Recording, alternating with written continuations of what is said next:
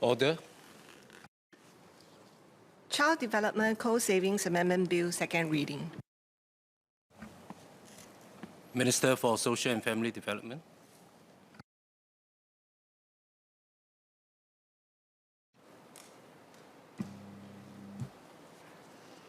Mr. Speaker, on behalf of the Minister for Social and Family Development, I beg to move that the bill be now read a second time. Families are the cornerstone of our society. It is where we learn our first lessons about values that will shape our character and identity. Families also provide a safe environment to nurture our children. A strong family can also help children develop into resilient adults who will then go on to contribute to society. While parenthood is a fruitful journey, it is also one that has its challenges. The 2021 Marriage and Parenthood Survey shows that the ability to manage costs of child raising as well as work and family commitments are key considerations of couples when making parenthood decisions. The government is committed to support couples as they embark on their parenting journey. One of the key ways in which we do so is through the Marriage and Parenthood Package, which comprises a suite of measures to support parents, such as the parental leave and benefit and the baby bonus schemes. To ensure that the Marriage and Parenthood Package continues to meet the evolving needs of parents, we periodically review our policies and introduce enhancements. Since the Child Development Co-Savings Act was introduced more than 20 years ago, we have made amendments to effect enhancements such as the introduction of government-paid paternity leave and shared parental leave.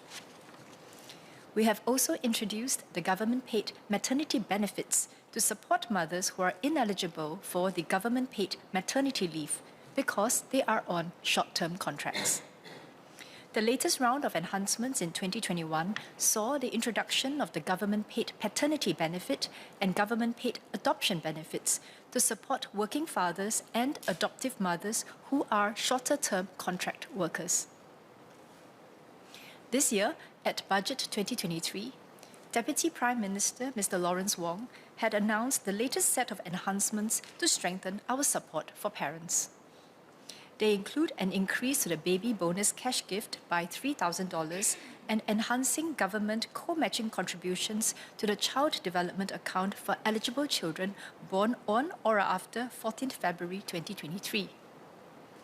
DPM Wong also announced further enhancements to parental leave schemes, which include the doubling of the government-paid paternity leave and unpaid infant care leave from 1st of January 2024. The Child Development Co-Savings Amendment Bill that is currently before this House seeks to give effect to the leave enhancements announced at Budget 2023. This includes the enhancements to our paternity payment and reimbursement schemes, namely the increase of government-paid paternity leave by 2 weeks on a voluntary basis and increase of the government-paid paternity benefit in parallel, as well as the extensions of the unpaid infant care leave. First, clauses 7, 8, 9, and 10 set out the main provisions for the enhancements to our paternity payment and reimbursement schemes. These enhancements apply to fathers of children born on or after 1st of January 2024 or with an estimated date of delivery on or after 1st of January 2024, as well as adoptive fathers where the eligibility date of the application to adopt a child is on or after 1st of January 2024. Clause 10 will allow the government to reimburse employers who voluntarily grant additional paternity leave of up to 2 weeks to eligible employees, on top of the current mandatory paternity leave of up to 2 weeks. The additional 2 weeks of paternity leave will be implemented on a voluntary basis, so that employers have more time to adjust. The reimbursement limits for employers will, as a result, be doubled to cover both the compulsorily. Let me repeat that. The reimbursement limits for employers will, as a result, be doubled to cover both the compulsory paternity leave and additional paternity leave. Employers who are ready to grant the extra paternity leave to eligible employees will be reimbursed by the government from 1st of January 2024. Clause 8 will double the government-paid paternity benefit from the current 14 days to 28 days of an eligible father's total income. Fathers who cannot qualify for paternity leave under the CDCA due to their employment arrangements may be eligible for this enhanced government-paid paternity benefit, which is a cash benefit in lieu of the paternity leave. Clauses 7 and 9 will also effectively double the limits for the government's payment to eligible self-employed fathers for their loss of income when they stop work to care for their children. We are encouraged by the increase in take-up rates of government-paid paternity leave since its introduction 10 years ago. Today, more than half of our fathers take paternity leave. Nevertheless, we want to encourage more fathers to be more involved in their children's growing years. The enhancements we are making to the government-paid paternity leave and government-paid paternity benefit are critical steps that the government is making towards normalizing paternal involvement in our society. We hope that this increase will allow fathers to be more involved in caring for their children from the very beginning. Research has shown that children whose fathers are more involved have better outcomes in their physical, cognitive, and emotional development. Locally, data from the Singapore Longitudinal Early Development Study, or SG-LEADS in short, has shown that paternity leave utilization can increase marital satisfaction. It also found that taking a longer duration of paternity leave would significantly reduce children's behavior problems through the mediating effects of family dynamics. Second, we will double the provision of unpaid infant care leave from the current 6 days per parent per 12 months to 12 days per parent per 12 months. All working parents will be eligible for the additional unpaid infant care leave if they have a Singaporean child below the age of 2 years on or after the 1st of January 2024. We hope that this increase will better support parents who require additional time to care for their children in the early years. The bill also contains other clauses to improve operational efficiency and clarity. Clause 2 of the bill will allow for a simplified revocation process for approved persons in specific scenarios. The approved persons are designated persons responsible for overseeing the administration of the Child Development Account, otherwise known as CDA funds, which can only be used at approved institutions. They ensure that the CDA funds are withdrawn according to the prescribed usages in the Child Development Co-Saving Regulations.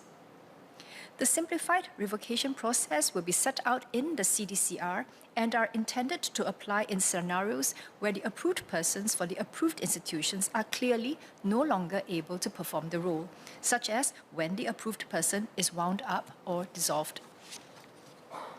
There are also other clauses that clarify the total number of days of lost income that can be claimed by a self-employed person for childcare purposes in a calendar year, as well as to clarify the eligibility conditions and computation of benefits under the government-paid paternity benefit and discretionary reimbursements to employers under the CDCA for employees employed for less than 3 months.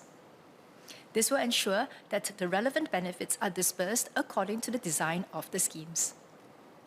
Sir, this bill will strengthen our support for parents in managing their work and family commitments, as well as to encourage greater shared parental responsibility in caregiving. The government is committed to this cause and will continue to review our measures to provide greater assurance to young couples as they think about starting and growing their families. Beyond our support schemes, it is important that as a society we also strive towards building a family-friendly culture.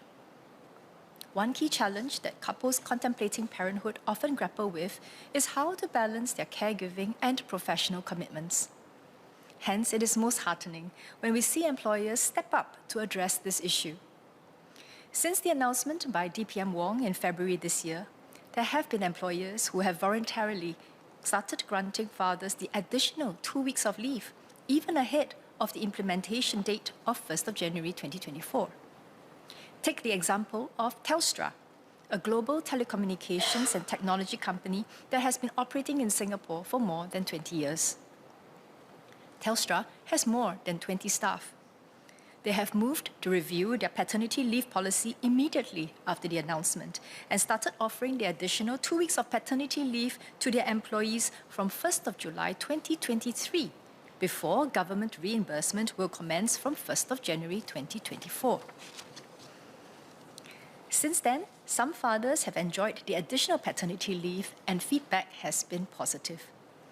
On top of offering additional paternity leave, Telstra has also adopted other family-friendly work practices, such as a flexible working policy where employees can choose their work hours and location with no mandated number of days in the office. This is a commendable demonstration of commitment towards adopting family-friendly practices. By doing so, employers will also benefit as they can improve their talent attraction and retention outcomes. Over time, we hope to see many more companies making it a priority to create a family-friendly workplace culture. Sir, let me conclude. The bill before this House today is part of our greater efforts to create a Singapore that values and supports family well-being. The Ministry of Social and Family Development is committed to supporting Singaporeans as they embark on their parenthood journey and will continue to work with our community partners, such as the Families for Life movement, to build up an ecosystem that nurtures strong families. To truly make Singapore a place where all families can thrive, we will need a collective whole-of-society approach. Everyone has a part to play, from individuals and families to employers and communities. Let us all work together to realize our vision of a Singapore made for families. Mr. Speaker, sir, I beg to move.